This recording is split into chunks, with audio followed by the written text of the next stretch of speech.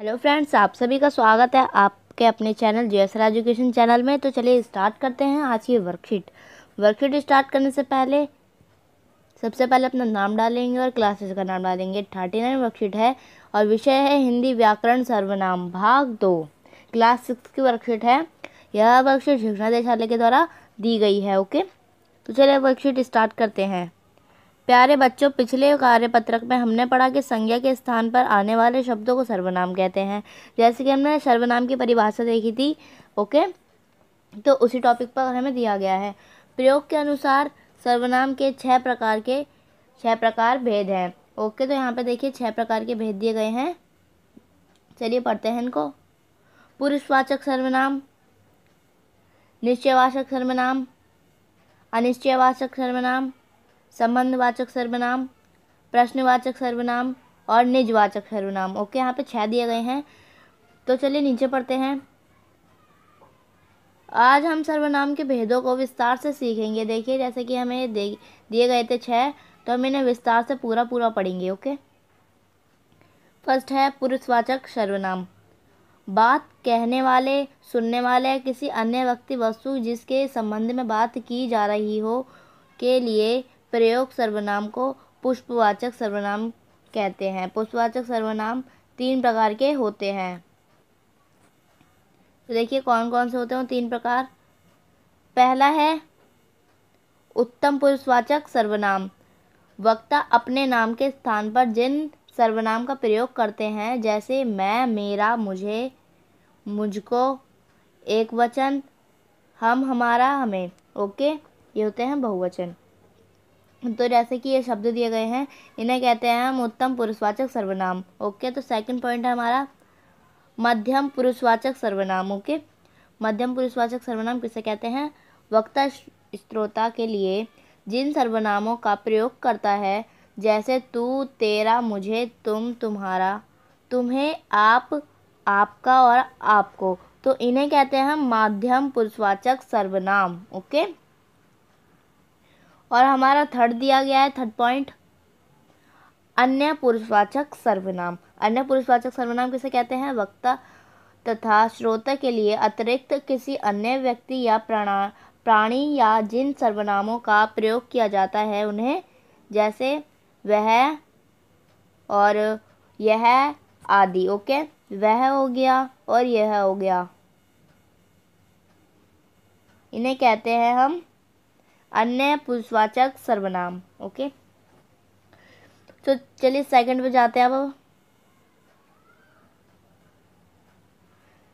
Second है हमारा निश्चयवाचक सर्वनाम। निश्चयवाचक सर्वनाम किसे कहते हैं? निश्चयवाचक सर्वनाम वह सर्वनाम जो शब्द जो किसी निश्चय वस्तु या व्यक्ति की ओर संकेत करते हैं, उन्हें निश्चयवाचक सर्वनाम कहते हैं। जैसे उससे में मतलब किसी व्यक्ति के लिए संकेत जा रहा है, उससे जैसे कि हमने उसको संकेत दिया, उससे दूर रहना, या फिर यह मैंने बनाया है। ओके, तो ये होते हैं निश्चयवाचक सर्वनाम। ओके, ये संकेत करते हैं एक तरह का।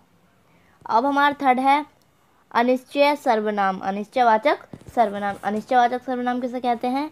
जिस सर्वनाम शब्द से किसी निश्चय व्यक्ति या वस्तु का बोध ना हो, उसे अनिश्चयवाचक सर्वनाम कहते हैं। जैसे बाहर कोई खड़ा है, कोई। ओके, तो देखिए यहाँ पे हो गया ये अनिश्चयवाचक सर्वनाम। और जैसे मुन्ने ने कुछ खा लिया, कुछ, इन्हें कहते हैं हम अनिश्चयवाचक सर्वनाम। अब हमारा फोर्थ पॉइंट पे दिया गया है संबंधवाचक सर्वनाम। संबंधवाचक सर्वनाम जैसे होते हैं, जैसे एक जैसे होते हैं, जैसे वैसा, वो जैसे एक दूसरे के लिए बोध बताते हैं।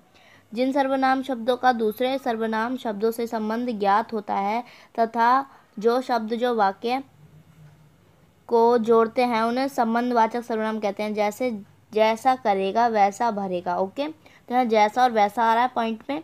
और जो परिश्रम करते हैं वह सुखी रहते हैं, जो और सुखी। ओके, नहीं सॉरी, जो और वह।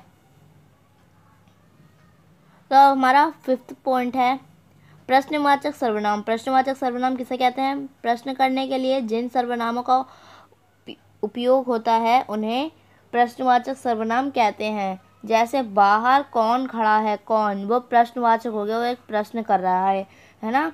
और तुम क्या खा रहे हो, ओके, तो यहाँ पे आ गया क्या। और है मैं, मेरा पेन किसने लिया, किसने, तो ये होते हैं हमारे प्रश्नवाचक सर्वनाम। और आगे हमारा सिक्स पॉइंट है हमारा निजवाचक सर्वनाम।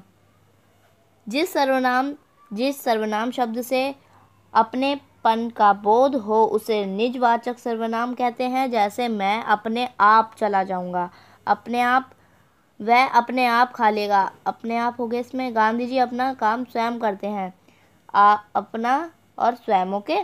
तो ये होते हैं हमारे निजवाचक सर्वनाम जो अपने आप का बोध बताते हैं। तो देखिए आगे हमारे प्रश्न दिए गए हैं कुछ।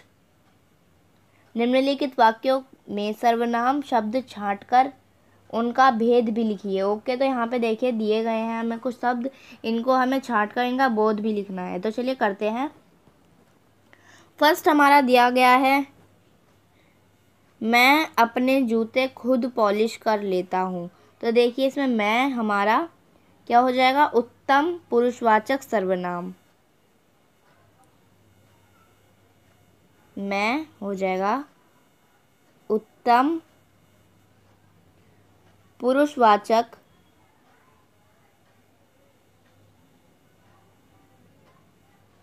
ओके सर्वनाम। आपको मैं वैसे दिखा देती हूँ दूर से और बिल्कुल साफ साफ, आप वैसा ही लिखेंगे और कॉपी में भी आप साफ लिखेंगे।